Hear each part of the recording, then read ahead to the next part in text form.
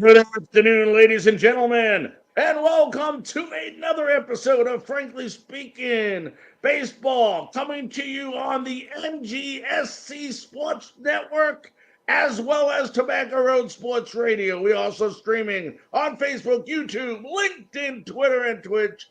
Join us on all of our different Frankly Speaking platforms. Want to thank everybody for being here today alongside Brett Wiseman. I'm Larry Frank, and we have a show for you. You know, we say it every week. There's not enough time to go over some of the things that that happen in Major League Baseball because so much happens so quickly, and before we know it, we're a month away from the playoffs. But before we get into it, Brett, as always, I love to thank five groups that have been watching and listening to Brett and myself all year long. They're all on Facebook. They're all great groups. And I'll tell you what, join all of them. Nothing wrong with joining all of them. You just get more and more information from them all. Real Baseball Talk is one of them. Baseball Talk, which is also basports.com. Baseball Life. Also, Baseball, a way of life, and traditional baseball fans. We are also, let's not forget, we are coming to you on WWBG 1470 AM out of Greensboro and WTOB 980 AM, 96.7 FM, Winston-Salem. Boy, oh boy, I'll tell you what, Brett, it's incredible the different storylines we have this week in Major League Baseball. I mean, we're just chock full of them, Larry, and it's that special time of year where we're getting close to September. Not that September is not a special time of year in the sport of baseball, but I feel like the next couple weeks is going to be some of the most exciting baseball we're going to see, and we're already seeing it. We've seen the Yankees go on this absolutely, for them, historic in a bad way, losing streak, and suddenly we've seen the Mariners come out of nowhere. The Angels completely fall in the opposite direction after they finally bought at the trade deadline, and over the course of the last month, they have just plummeted while the Mariners have ascended past them and are now a game out of first place in the AL West. I mean, the AL West, for me, and this time of year, I like to pick a division where I'm going to get my popcorn ready. I call it my popcorn division. The AL West is my popcorn division because you got three teams within a game of each other for first place, and the two that don't win it are going to be two of the three wild cards, almost guaranteed. Yeah, incredible. And you talk about the Angels. Here you have Mike Trout finally coming back to play, but now Ohtani got injured today. So we'll have to find out. By the time this broadcast on Friday, maybe we'll hear the extent of it. I don't know if you heard the extent of it yet, but anytime you lose a Shohei Ohtani, you're not just losing one player, you're losing two players. Yeah, I haven't heard anything as far as the extent of it's concerned, but of course you hope with a guy like that it's not too serious or serious in nature at all. But for the Angels, they just got Mike Trout back, and we talked about it a couple of weeks ago when he first went on the shelf. It was, they're going to get him back at the end of the month. It's going to be like making a trade anyways. The problem is they have fallen flat on their halos. But I mean, while they have sunk, the Mariners have grabbed their pitchfork and they have dug their way right to the doorstep of the Rangers and the Astros. And amazingly, I mean, this was a Mariners team, Larry, that you and I kind of thought might sell a few weeks ago on the August 1st trade deadline. And the direction that they went, they sold off Paul Sewald, but they already had a great bullpen. They viewed him as an expendable piece. The Angels went out and bought. The Mariners kind of stood back and said, all right, we're going to see what everybody else does. We're going to get rid of our asset here, but we're going to see what everybody else does. And we're going to roll with who we got. And who they got, right now has been very, very good. We knew Julio Rodriguez was a superstar player. Right now, he's playing like an MVP. He is carrying that team on his back right now. Yeah, no doubt about it. But before we get to the Mariners, I want to get to a couple of stories, that hit baseball within the last few days. And I want to start with, I call them the schmucks of the Major League Baseball. It's the Chicago White Sox because every part of this team is dysfunctional. And it starts at the very top. They just what? They fired Ken. They're 50-77. They fired Ken Williams, the vice president, and general manager Rick Hahn. Now, Williams has been with the team since 1992. Everybody knows who he is. They can't get the right manager. I'll tell you what. And, how the hell this guy ever got into being a manager, Pedro Griffel, I think you pronounce his name, is besides me. It's the most dysfunctional clubhouse that I've ever seen. You ask the players that has the manager ever talked to you? I think it was Eloy Jimenez who did an interview the other day, and they asked him, does your manager ever talk to you about who's going to be the leaders and who's going to step up? And he goes, no. So there's a manager basically letting the team run laissez-faire, so to speak, and do what they want, when they want, and how they want. And we're not even talking yet about the fight that broke out with Tim Anderson.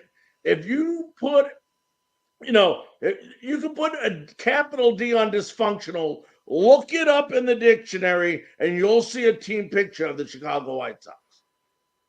Absolutely. And one thing for folks in this area to keep in mind, the personnel changes that just took place, they have an impact in Charlotte, they have an impact in Kannapolis, and they have an impact here in Winston-Salem. Bear in mind, 3 of the White Sox 4 minor league affiliates are in this state. Charlotte's their AAA affiliate. The Winston-Salem Dash right here where I am in the 336, they're the high A affiliate. Below them, the Kannapolis Cannonballers are the low A affiliate. The decisions that were made about, I think, 72 hours ago now as of this airing to relieve both those executives of their duties, which was the right move. Ken Williams had long been well respected in the sport of baseball, but both those gentlemen started digging their own grave when they hired Tony La Russa. Now, I love Tony La Russa. There's a reason that I have the 3 Nights in August book. I don't know where it went, but there's a reason I have that book like on standby, because it takes you inside his mind in 2004 during what was probably one of the most important stretches in his managership as the Cardinals manager. He's brilliant. He's always been a brilliant baseball mind. The problem was the White Sox basically drug him out of his retirement home in the Arizona desert to manage a dysfunctional bunch of never-wases, basically, or never-will-be's, a core that was never together and then grew further apart because Tony La Russa made them grow farther apart. Yeah, and the White Sox decided, all right, obviously Tony's the problem. No. The problem was far at the top from the get-go. Yeah, and you know what? It's going to get worse. And people say, well, Larry, how could you say it's going to get worse? Can it get any worse? Well, the player development on this team has been broken. It's broken. There is none. And what do they do? What does Reinsdorf do? Jerry Reinsdorf? What a fool he is. It just shows you what kind of fool this owner is. He takes a guy named, the leading candidate, he says, is Chris Jeltz. You might remember that name. He was a former pitcher in Major League Baseball. He was in charge of player development the last how many years? Now they're talking about him taking over the GM spot. So you reward a guy who has failed and you put him in a position. And this is what you and I have been talking about. You got to stop putting incompetent people just because they played the game in positions with not having any clue on the business side of the sport. or people that don't even know what baseball is. It's bad enough we got a commissioner in the game that doesn't even like the game of baseball. That now we're putting incompetent people. There are so many people out there. Why not get somebody who's been through it before, that has taken an organization from from worst to good, or worst to first, however you want to word it, and bring them in. And there's so many of them still out there, at least as a consultant, like a Sandy Alderson, as a consultant, just to get this team back on the right track, instead of bringing in some bozo who just helped ruin your organization. You almost need a sports psychologist to walk into that, not even just the clubhouse, to even walk into the team offices on the south side, round everybody up and say, hey, all right, we're riding this ship right now, because there is way too much going on in a bunch of different directions. And Larry, you touched on player development. It's not like this team doesn't have talent and hasn't had talent. Tim Anderson, Eloy Jimenez, Luis Robert Jr., Oscar Colas, who spent all of last year in Winston-Salem at High A, made the team out of spring training this year. What have the White Sox done with all this young talent? It has come and it's gone. They've traded it or they've wasted it. To me, that's not on player development. That's on the two guys that just got fired. Yeah, and I have to agree with that from a certain extent. But once again, a lot of these guys, all of them are involved in a lot of the decisions that go on with these players. And you're right. Instead of making this move and putting the right people in the top there, until this time, they created this mess first. Now they got to fix that mess. And, this is a story that can go on and on and on. We'll see what happens. I'm going to tell you right now, if they don't let this manager go, Griffel, by the end of the year, and they're saying that it looks like he's safe, which is even more ludicrous, that he's safe for next year, is just, first of all, if I'm the new GM coming in, I want the manager that I want in there. Exactly. So the first move I'm making is the manager. And I'm going to get the guy that I feel the most comfortable to work with the players that I'm going to bring in and help develop. So if that move's not going to be made, that is an even bigger catastrophe by Jerry Reinsdorf. I don't think any GM, really in any sport, but especially baseball, I don't think any GM should walk into a new job and have to inherit the puddle of just muck that this current manager has left for him. He shouldn't have to mop that up. He should go get the guy that he wants and then start building things from there. He shouldn't just walk way deep into someone else's sewage. He should be able to create his own path. Yeah, no doubt about it. We're going to move on from this topic because we got so much to talk about, but I know this is dear to your heart and not what you want to hear, but the Paul DeJong experiment failed in Toronto. They picked him up at the trade deadline. They were hoping that he would be a fill-in player. He went 3 for 44. For those of you trying to do math, that's a .068 average. That's right, 0.68 average. In 13 games, he struck out 18 times and didn't walk at all. Now, DeJong was released, but he was picked up, I believe, by the Giants there, shortly afterwards. But, what happened to Paul DeJong in Toronto?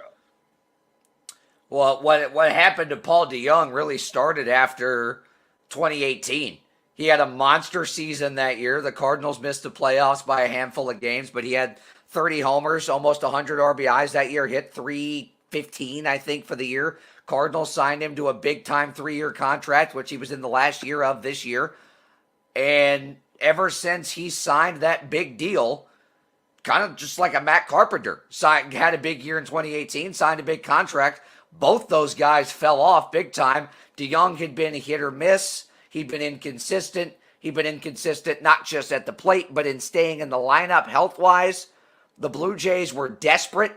They status of Bo Bichette, and pretty much as soon as they get him back, Paul DeJong, whose 3 hits were singles, by the way, that was it, in his 3 for 44 in Toronto, they had no problem DFAing him, and the Cardinals walk away like gangbusters because they got the Blue Jays' 5th best pitching prospect in that trade for a guy that only spent 18 days with the Toronto Blue Jays. The other thing is, Larry, you said it. He was picked up by the San Francisco Giants. Guess what he did in his first game with the Giants? He went 3 for 3 with 3 singles against the Philadelphia Phillies. You can't make this stuff up. But I feel for Paul DeJong because he's just one of those guys that he's a ball player. He comes in and day out. He works his tail off. He comes to the ballpark every day with the same mindset, the same attitude, no matter if he's got a 15-game hitting streak or he's got a big-time offer. He comes to the ballpark with the same attitude to work hard. He just doesn't have it, Larry. I mean, ever since that big season he had in 2018, he has not been the same player. No doubt about it. Before we go to break, want to get into something you had talked about when we started the show. Cashman today weighs in on the Yankee season. I mean, I didn't listen to the press conference because I'm learning, the guy is full of garbage no matter what. So I tend not to listen to him. But I got a question for you. What is there a better chance of happening? A, me winning the lottery, or B, Aaron Boone will not be back? I think there's a much, much, much better chance that Aaron Boone would not be back. But your lottery odds might be good. I want to touch on this because this is an interesting fact. The following teams with these are the following teams with a 0% chance to make the playoffs according to Fangraphs and their respective payrolls. So right now, these are the only handful of teams that have a 0% chance to make the playoffs and their respective payrolls. All teams below $165 million, Cardinals, White Sox, A's, Nationals, Rockies, Pirates, Royals, Tigers. There is only one team with a 0% chance with a payroll higher than $165. It's the New York Yankees. They have a $290 million plus payroll and a 0% chance to make the playoffs with 8 days left in August. Brian Cashman called it the disaster of a season. It's more than that. It's a natural disaster. It is a catastrophe. Yeah, and especially in the biggest market in all of Major League Baseball. So not only do they have to watch one team that's terrible, they get to watch 2 teams that are terrible. So just amazing times going on in New York. I mean, I would expect them to get a new manager at the end of the year and look for them to be very active come free agency and the winter meetings when they do happen. Let's go ahead. Let's take a break. And when we come back, we're going to talk about the hottest team in Major League Baseball and then the question of the day for our very own Brett Wiseman. We'll be back right after this.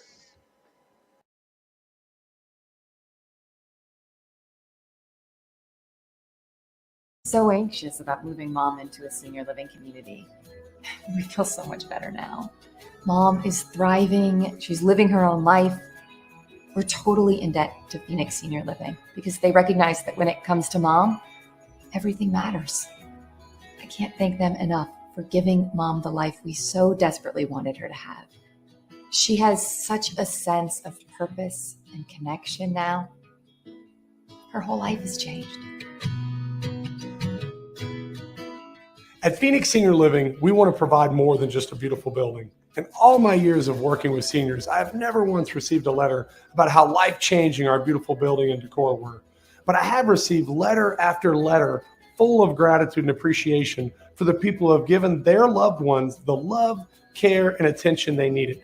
For every senior in our care, we invest the time and energy getting to know them, their likes, their dislikes, their interests, their needs, because truly knowing each of our residents and their families is crucial to providing excellent care unique to just them. That's our vision, and it's one we'd be honored to share with you and your loved one.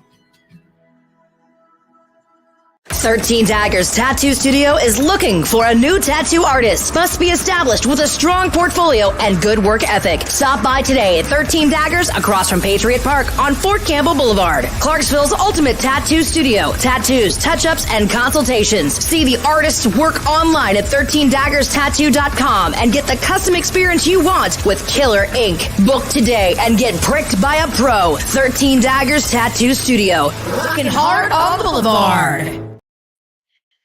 Ladies and gentlemen, welcome back to Frankly Speaking Baseball. I'm your host, Larry Frank. Brett will be back with us next segment. But, you know, we've been getting a lot of requests and a lot of people asking for an interview we did during our Major League Baseball trade deadline show. That's right. It was and we had 5 great, I believe it was Steve Sachs was one of them. Kevin Mitchell was another one.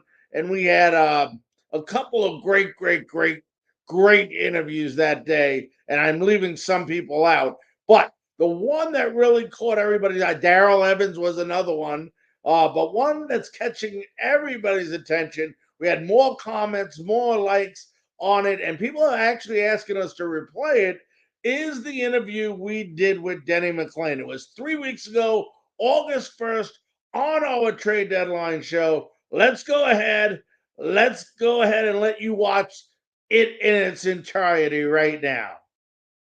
Okay, ladies and gentlemen, we want to welcome in a very, very special guest today. 2-time Cy Young Award winner, World Series champ, last pitcher to win 30 games, and probably the last one that ever will. He had a 31-6 record in 1968. You heard me correctly, Brett. 31-6, 3-time All-Star. He played 8 years with the Detroit Tigers. Let's welcome in Denny McClain. Denny, how you doing, buddy?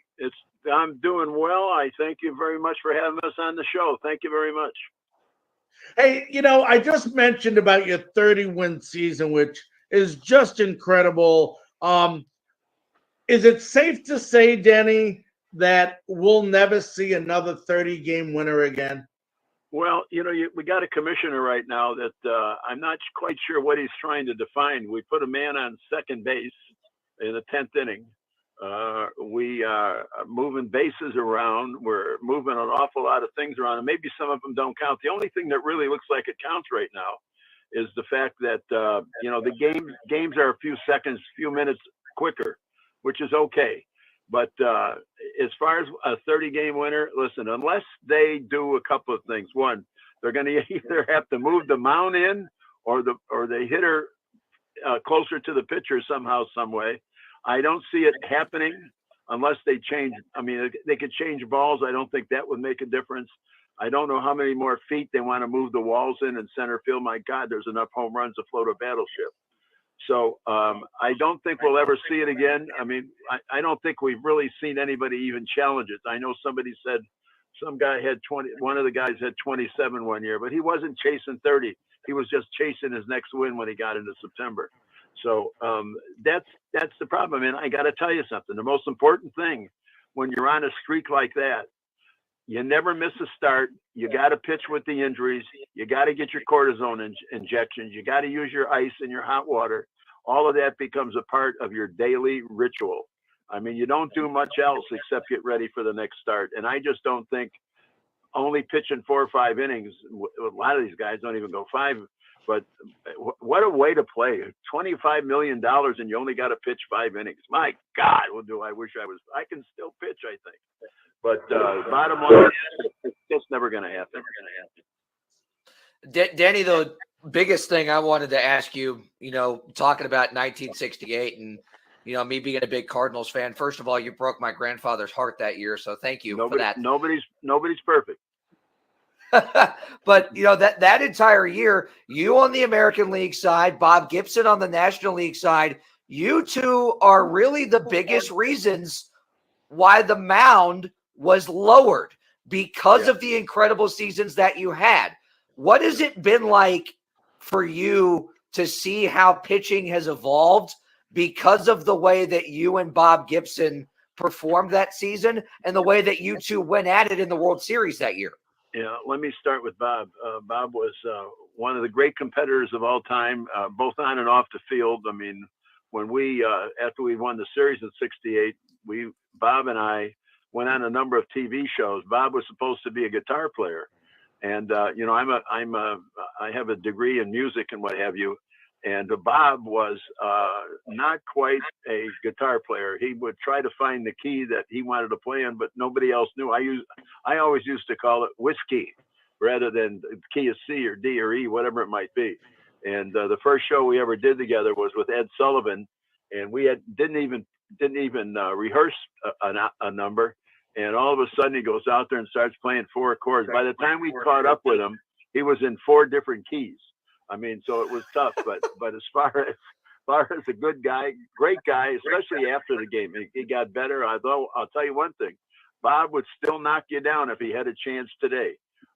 Bob is not going to let anybody stand up there and do anything without him knocking you down. That was his ritual every day. But you know what? The thing that's disappointing about the game today, gentlemen, with very few exceptions, there's very few people who know how to pitch. There's a book. While it's not written, there's a book on pitching. There's certain things you never do. 90% never do. Let me tell you what a couple of them are. Number one, you get a guy 2-0, you don't throw him a fastball. You throw him a curveball, a slider, an off-speed pitch. If you got a guy 0-2, you don't throw him a changeup, a curveball. You go get him. You throw the ball as hard as you can on the hands. And there's lots of kids who could do this.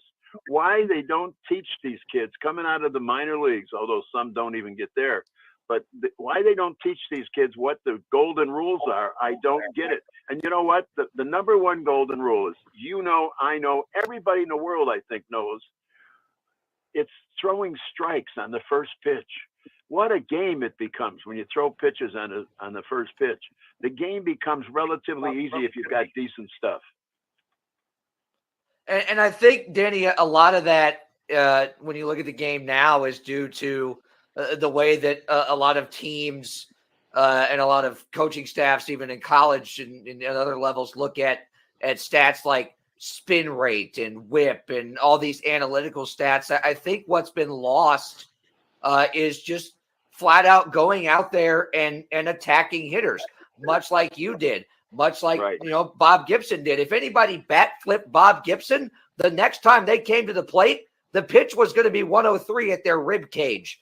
That's you know, the game has changed so much. And, you know, what we see a lot with high walk rate and high strikeout rates and spin rates on breaking balls, kids are worried about that while they're pitching, which takes away from the mindset of just trying to go out there and get people out.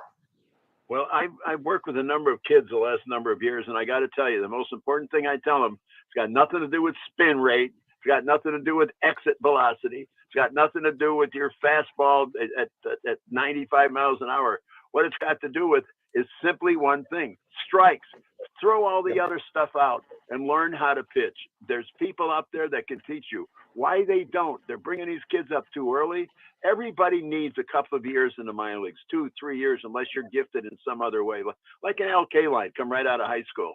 The bottom line is you got to learn the game. And let me say this to you, for those who think that it's a fairy ride all the time.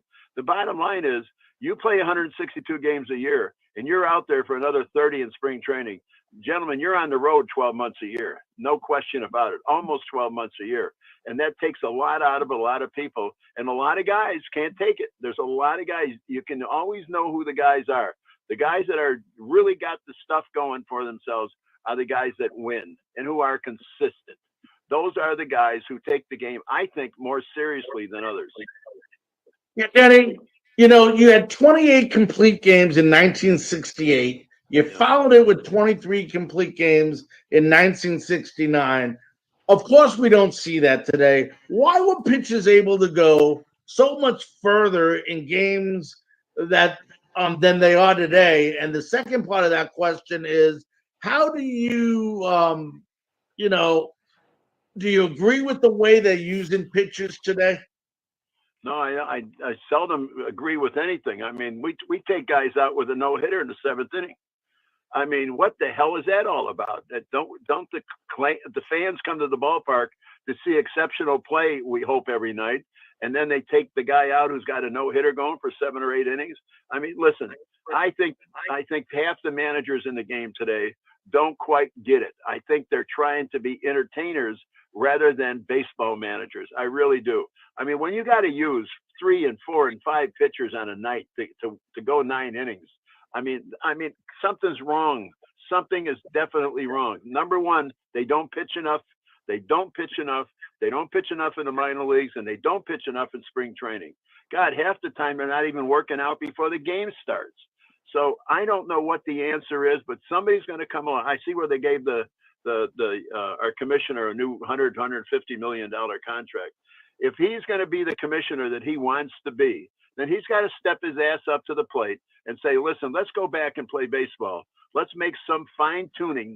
The clock, as I said, not a bad idea, but you got to be able to work with see, I think if you got this clock, I think it's fast.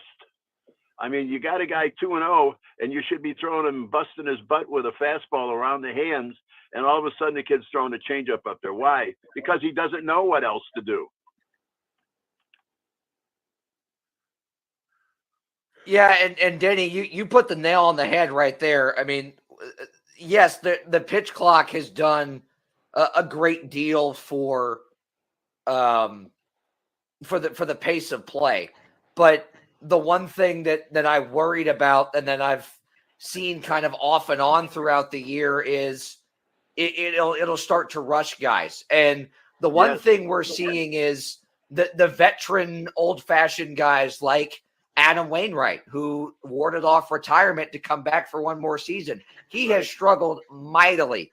What you're seeing is a lot of these young guys that have been in the minor leagues with this pitch clock, they know how to attack with it, and the vets have a hard time adapting. But even the guys that are used to it, the MO with the pitch clock is, not necessarily for them. It's kind of the same thing. They're worried about how much spin is my breaking ball getting. They're not worried about dotting the outside corner with a fastball 0-2. Right. They're trying to strike the guy out for highlights.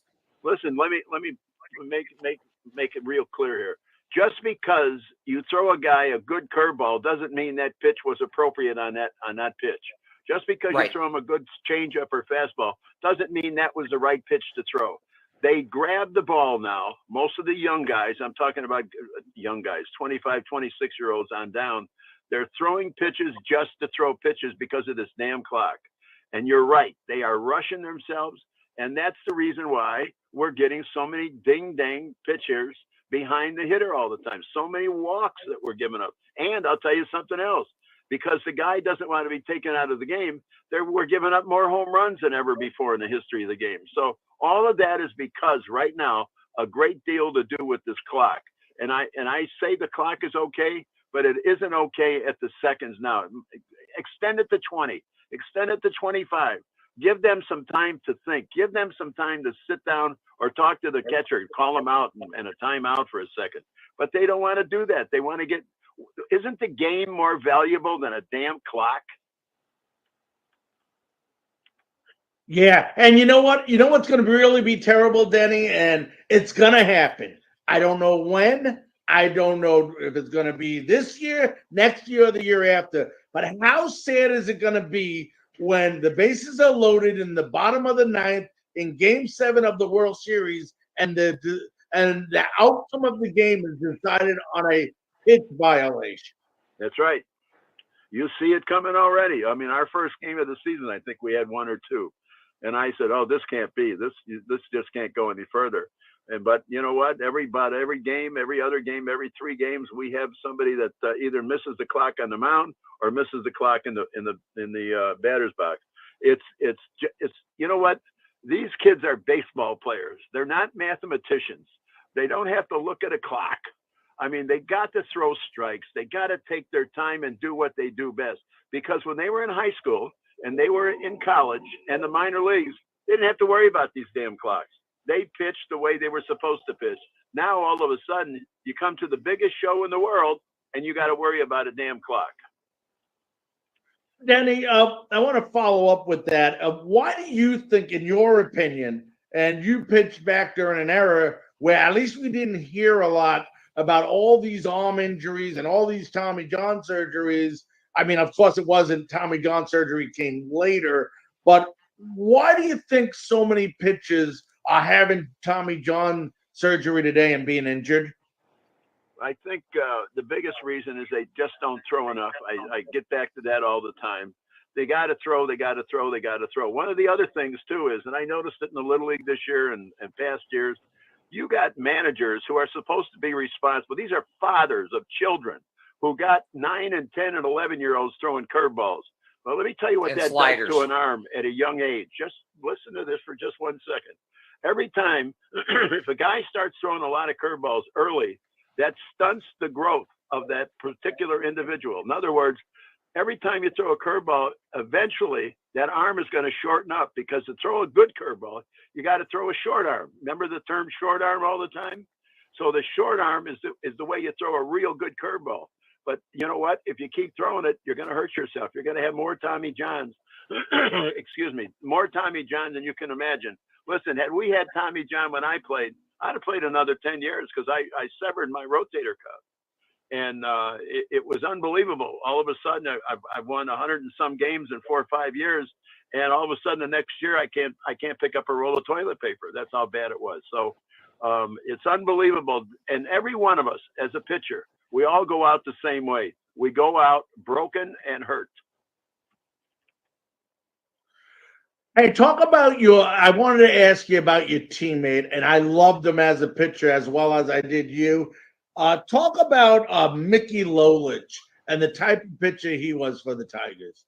Mickey was a dog. I mean, Mickey could really throw. Mickey probably had, and I really mean this without any reservation, I think he had the best stuff I ever saw for about 7-8 years. Mickey just was lazy. And I don't mean that as a condemning remark, but Mickey was lazy because Mickey wouldn't work out much. I mean, he'd come to spring training with the little pot belly, and sometimes it would grow before spring training was over. And he just didn't work out. He didn't run. Who the hell likes to run? And he didn't like to run. He didn't want to cover first base on all those drills we had to do every year. Mickey just didn't want to do that. And he just thought that it was going to be with his arm that he had, and he had a great arm. I've said this 1,000 times. Mickey Lolich, had he taken the game as seriously as some guys I know, would have won 350 games, 400 games easily. That's how unbelievable his arm was. The guy, I don't know if he ever got hurt till the I think the late 70s, early 80s. The guy could throw all day and all night and come back tomorrow if you needed him. That guy was unbelievable. He's very sick right now, we're told. So a couple of prayers will help. Yeah. All right, last question, and then we got to let you run. I'm being told we're running out of time. I know you still follow the Tigers. I mean, What do we have to do to get this team back to where it needs to be? Well, I would fire everybody to begin with. Listen, we got the worst baseball team I've ever seen. We got no pitching. We got one guy, Rodriguez, who is apparently going to get traded, I think maybe today, because that's what everybody wants. All of a sudden, he's made this miraculous comeback, and he really looks like Cy Young in his prime, for God's sakes, at times. None of the other guys on our team, they're all, they're not major league pitchers. Some of them are close, but most of them aren't. Our defense is subject to being changed quickly. We just got too many guys who don't belong there. And a lot of the guys, keep this in mind, a lot of the guys that came over to our ball club, the problem is they were screwed up wherever else they were. In other words, they had their good years already. We're getting veterans that have had their good years, and they're not having the years like they had here or like they wanted to have here. So that's the problem. We need to go back to the farm system with our ball club and make our club produce again. Our fans are now upset too. And for Detroit fans to be upset, that's a real upset. All right. Well, Denny, listen, I could talk to you all day long about baseball and your career, because it was such a phenomenal career. But unfortunately, we're running out of time. But by both myself and Brett want to thank you so much for taking time out of your schedule to come on an MLB trade deadline show today. Gentlemen, thank you very much for having me on. You guys have a great day and enjoy the game and stay safe. You hear? You too, my friend. Thanks, Denny. Appreciate it. All right, ladies and gentlemen, that was the great Denny McClain. And, a lot of people watch that and they go, boy, you're jumping up and down, looking around, Larry, you and Brett. Remember, that was an MLB trade line day. So we were looking at all different technical devices, technology, looking for all the trades that were happening by the minute so that we could report them that day. That's why you see us jumping all over the place, me looking up, me looking down, me going like this, because of the day it was. We did a 5-hour special that day. But we wanted to get that interview on with you. It's been, everybody's been complimenting it, liking it. Love to get your feedback, those of you watching it on NGSC or all our other networks that might not have seen it. We'd love to hear your feedback once again. Leave comments in the comment section, as we're always trying to improve our interviews. Let's go ahead. Let's take a break, and we'll be right back right after this message.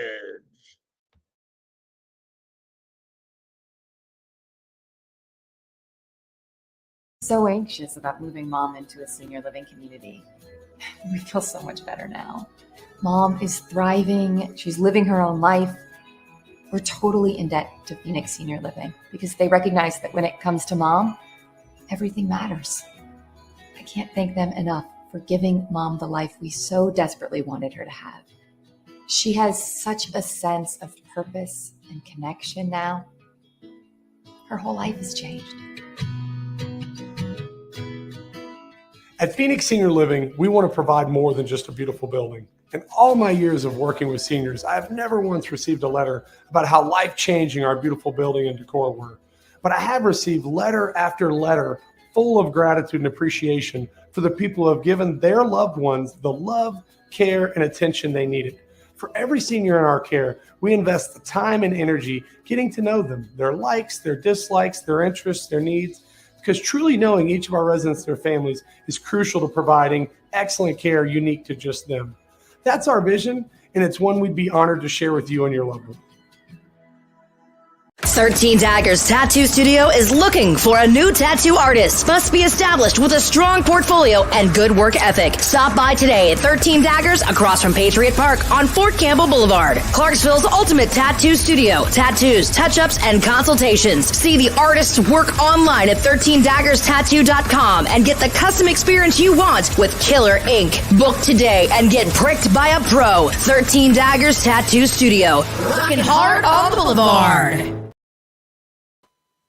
Well, ladies and gentlemen, welcome back to you, Frankly Speaking Baseball. Once again, I'm Larry Frank alongside Brett Wiseman. And we've had a terrific show so far. And now we're going to start talking about, it's not difficult to say, the hottest team by far in Major League Baseball. And that, without a doubt, is the Seattle Mariners. And we've been talking about it. Watch out for the Mariners. Watch out for the Mariners. Watch out for the Mariners. And now they're only 1.5 games back. They are 71, Brett, 71-56 are the Seattle Mariners. You were talking about this tight AL West. Well, boy, are you right. 1.5 games back. And you know what? It's simple with this team, folks. Great pitching and hitting the long ball is what's doing it for this team. They have 8 guys in double figures home run. Brett's mentioned a couple times already on this show, Julio Rodriguez, 21 homers, 79 RBIs. Their catcher, how about Cal Riley, 24 homers. Then they got third baseman, Eugenio Suarez, 18 homers, 78 RBIs. And right fielder, Yestar Hernandez, 19 homers, 69 RBIs. But when you look at this team, Brett, you can talk about the offense all you want, hitting the long ball, but the reason why they are where they are, I got that out right, is because of this pitching. You said it. And as good as Julio Rodriguez has been, as good as Cal Raleigh has been, as good as a lot of other guys in the lineup have been. Ty France, the first baseman. They were this close to trading Teoscar Hernandez at the trade deadline, and he's really come on of late. You've got Suarez. You've got guys up and down that lineup. J.P. Crawford as well is hitting for more power than he ever has in his career. He was more known as a contact hitter, but this year I believe he's got 15 or 16 home runs already and 60-plus RBIs.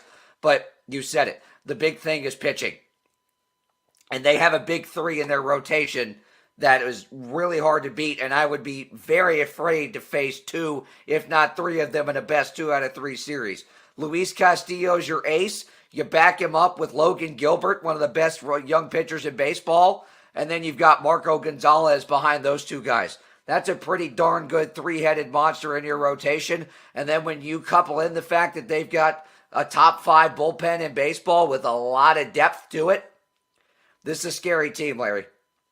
And you haven't even mentioned starting George Kirby or Bryce Miller on this team, who had 2 very good pitchers. And you mentioned it, but this bullpen is incredible. I mean, when you look at this team, and you know what? It's weird because they really don't have a closer. They do in Andrew Munoz. He has 8 saves, but everybody on this team closes. It's whoever's job it is, next man up, or best, of course, the best, what is it called? I'm thinking of.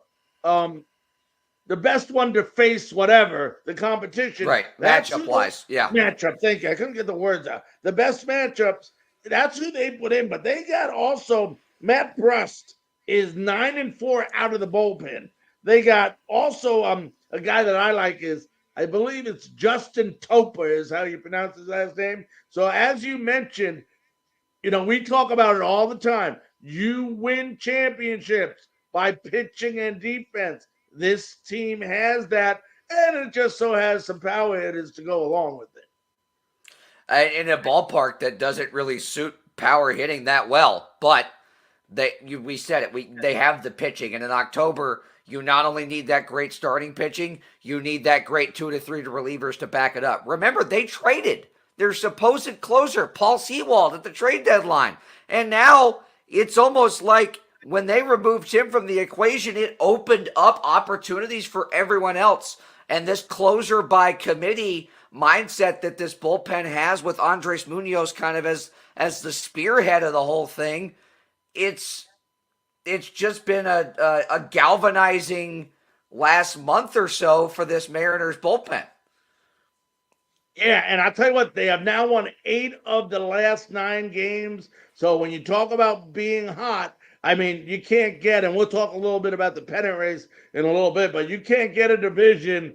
The only thing that might be more exciting than this division is the NL wildcard race because it's just as stacked up as the AL West. But we'll get into that later. We talk about Atlanta a lot this year, you and me, how great they are, and they deserve it. They deserve it. But under the radar is a team that just keeps continuing to win. Wasn't too long ago, we weren't sure who would, how will the Diamondbacks do? How will San Francisco do? But quietly, the LA Dodgers are just pulling away. Question of the day. Who's the better team right now, Atlanta or LA?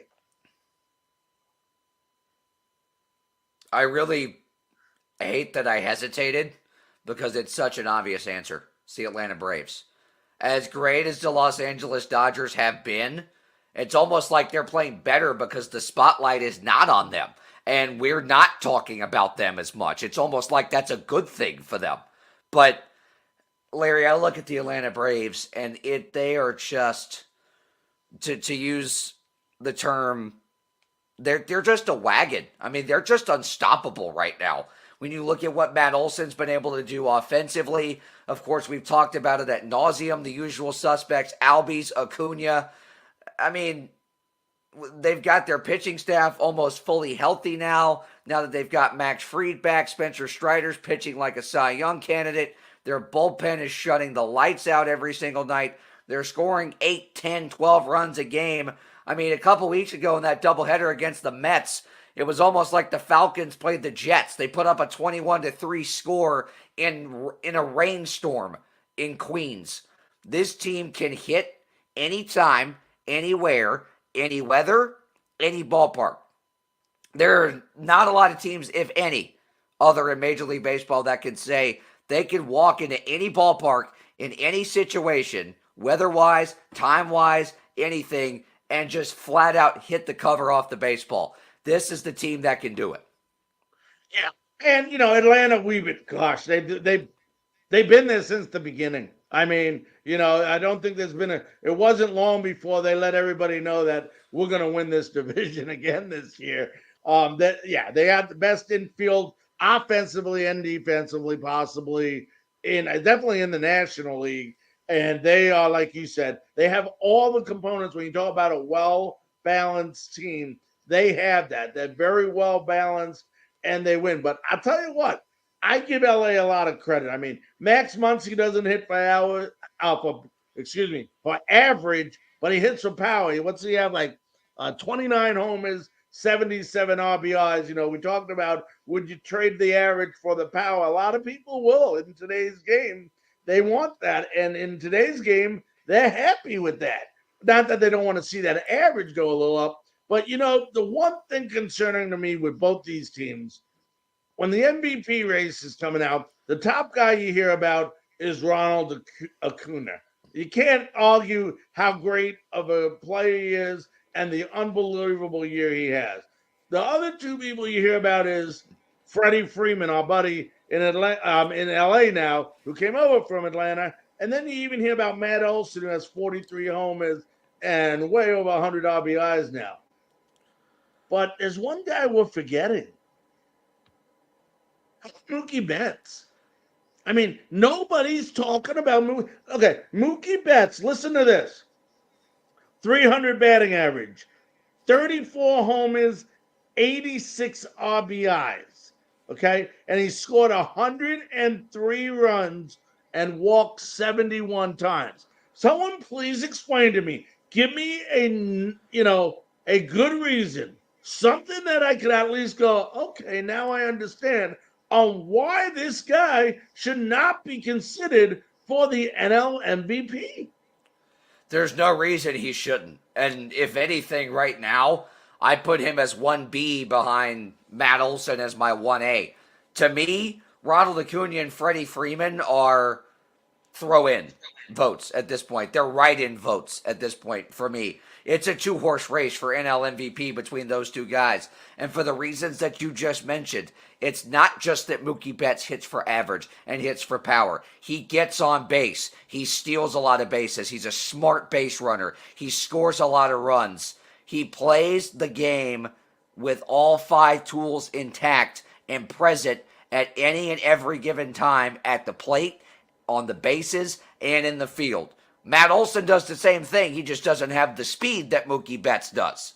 But both these guys play the game the right way, the smart way, the fundamental way, and that is why they have been so important to both of their teams.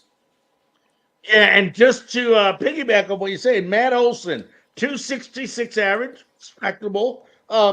He has scored 97 runs, so he's scoring runs as well. 43 homers. 100. Look, you don't have to be Mookie Betts fast to be a smart base runner. I mean, we've seen guys in the past that are, slow as molasses that are able to steal bases off of guys just because they're not paying attention. And that extra 90 feet could be important 2 or 3 at-bats later. Matt Olson has not been afraid to do that from time to time. No, not at all. And I'm a big man. I was happy when they got him after they let Freddie Freeman go. I said from the get-go, you're going to love this guy. Now, I didn't expect him to go nutso like this, but I did expect him to be successful.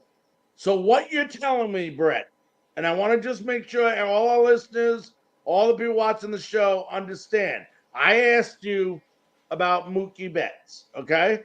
So what you're telling me right now, if Matt Olson should be the MVP, Matt Olson is more valuable to the Braves than Mookie Wilson is to the Dodgers. I would say yes. Matt Olson is more valuable to the Braves than Mookie Betts is to the Dodgers. I think the Braves would still be in first place. I don't think they would be by and far and away have 80-plus wins right now if it wasn't for Matt Olson. The Dodgers could still be doing what they're doing if Mookie Betts was even slightly off the pace that he's at right now. But I think Mookie Betts would finish second in the voting if I were the one handling the voting. So, and once again, I'm just pushing at you a little bit. If Olson wasn't with the Braves, first of all, you said they could still win that division, correct?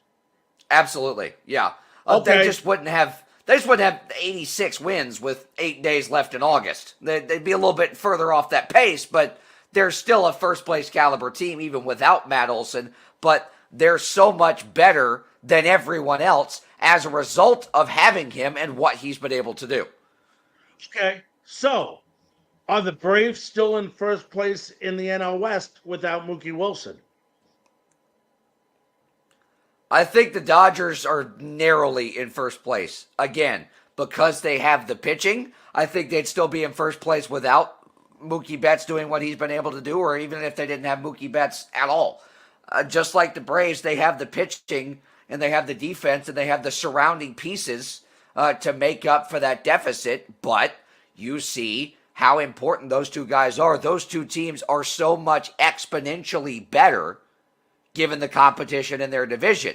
They still are better than the Braves are still better than the Marlins. They're still better than the Phillies, even without a Matt Olson. The Dodgers are still narrowly better than the Giants, than the Diamondbacks, than the Padres, even without a Mookie Betts, because they have the surrounding pieces.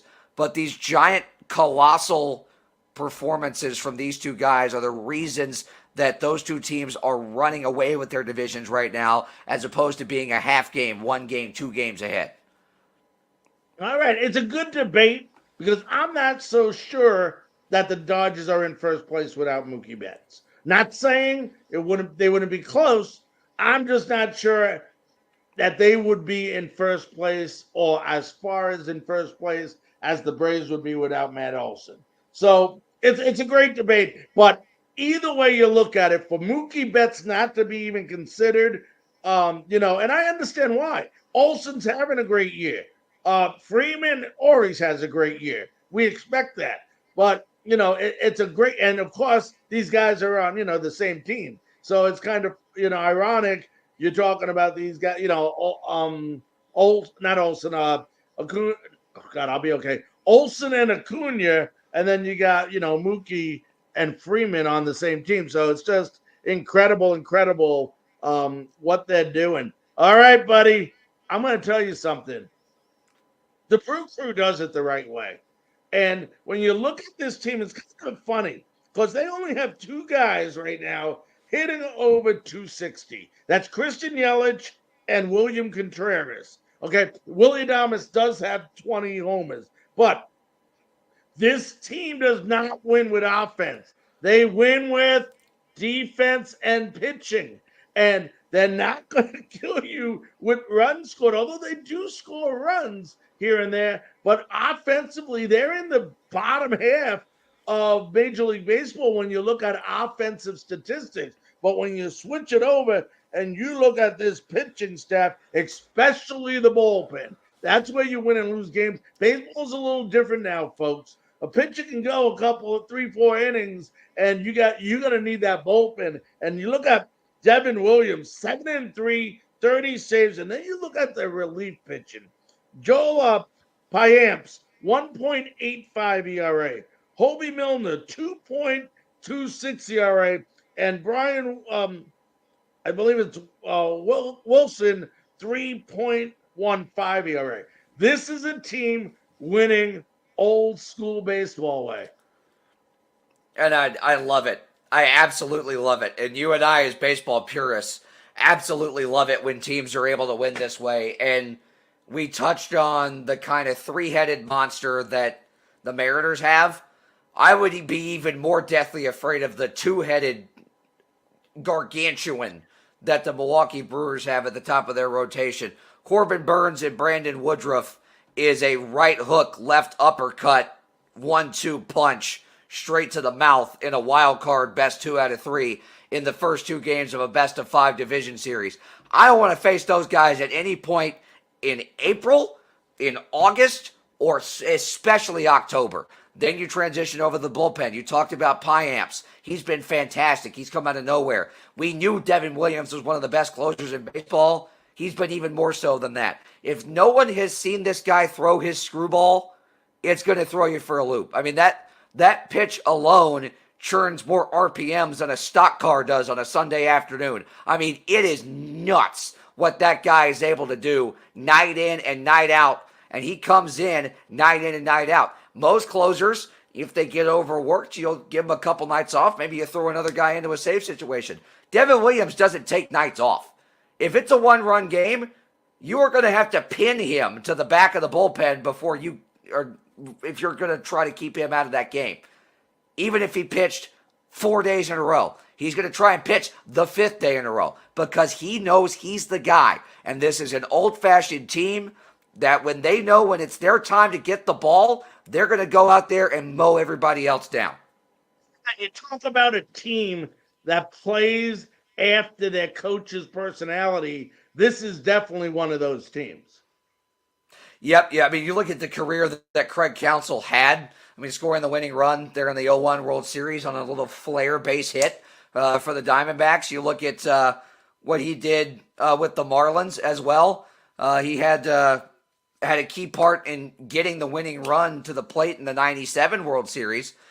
Craig Counsell was a barehanded hitter, never wore batting gloves, was a short, stocky, utility outfielder that always hit in the upper 270s, 280s because he knew how to get on base at an effective rate. He played a scrappy, gritty style of baseball, and that's what these Brewers do. Do they hit for power? No. Do they score a lot of runs? No. But they fight, they scratch, they claw to get those 2 or 3 runs across, to get just enough across to help out their pitching staff and set things up for the bullpen.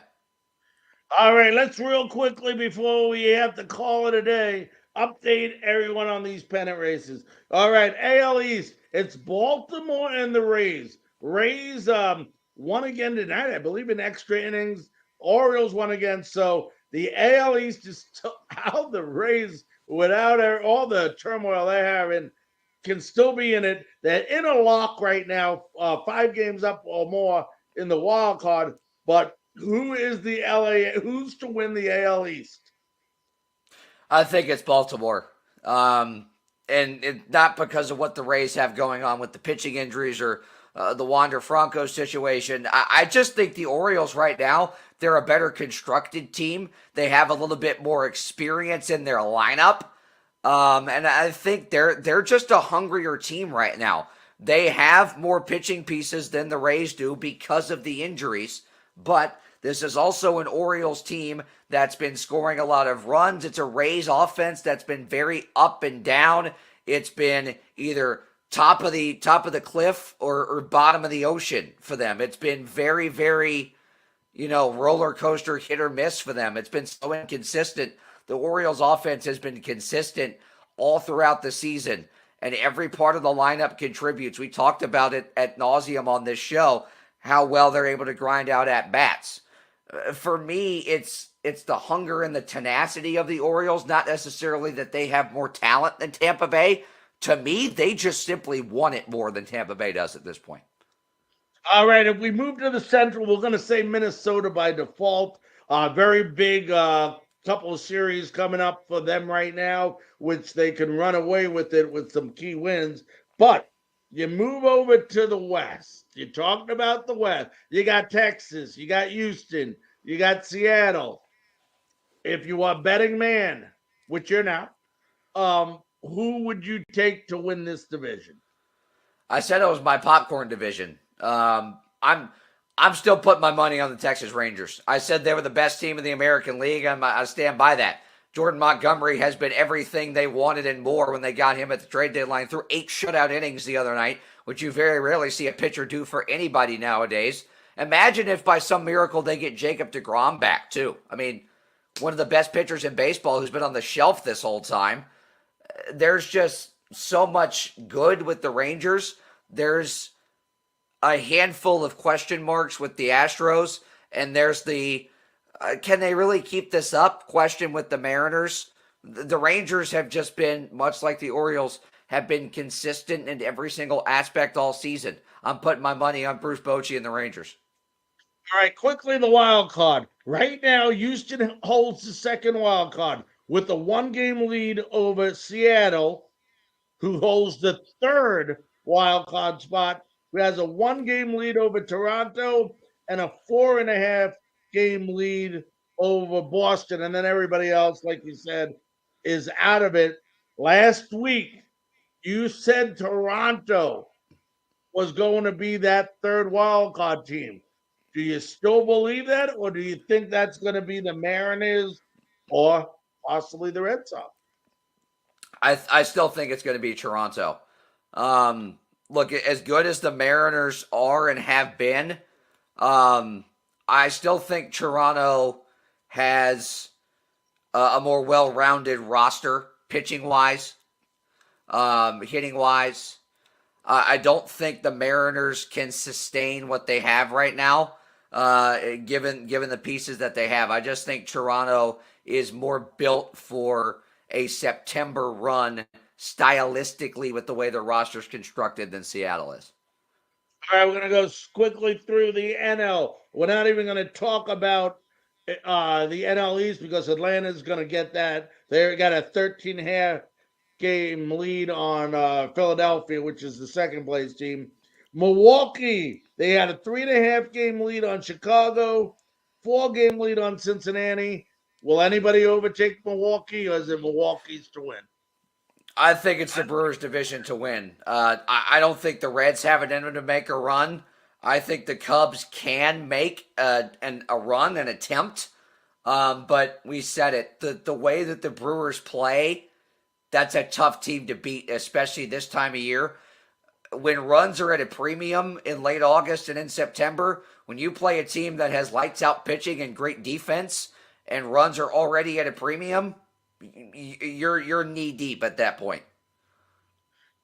Yeah. Now, NL West, as far as the division goes, it's the Dodgers. I mean, they got a huge lead right now. Quickly made that huge lead. Let's talk about the wild card quickly before we wrap it up. It's amazing. The first wild card team is Philadelphia.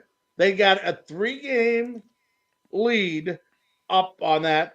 The Cubs have a half-game lead, and Arizona, San Francisco, and Cincinnati are all tied with Arizona. Listen to this now. Miami's a 1.5 back. San Diego's 5.5 game back. And don't ask me how, but the Mets are only 7.5 games back. But the question is, who are the 3 teams that make the wild card? You've got the question of who, and you've got the question of who gets placed where. I think you can pretty much write in Philadelphia as the first wild card right now. The second and third are really up for grabs. And I think there's a lot of shuffling that's going to happen there. I still believe in Miami being able to sneak in as the third wild card. But I think San Diego is going to make a push here. San Diego is going to jump them to the 2. You know, that's the great thing about baseball. And folks, don't be surprised. You're hearing it first on Frankly Speaking Baseball from me at 10:52 Eastern time, by the way. This season might not be over by game 162. It could take a game 163 to decide this wild card. That's how close. If it stays like this, we could have more than 163. So it's going to be a fun last month. We'll get into the nitty gritty right now, folks. We're in the August 23rd here. So, not only is football season about to start, you got baseball going right down to the wire. Well, ladies and gentlemen, tell you what, another great, great show. Want to thank everybody for listening to us on NGSC Sports Network, TobaccoRoadSportsRadio.com, and all of our other social media networks. For myself, I'm Larry Frank, along with my good and great co-host, Brett Wiseman. Until next week, same time, same place. Have a great weekend, folks, and make sure you're rooting for your teams because we're getting down to the pennant, baby.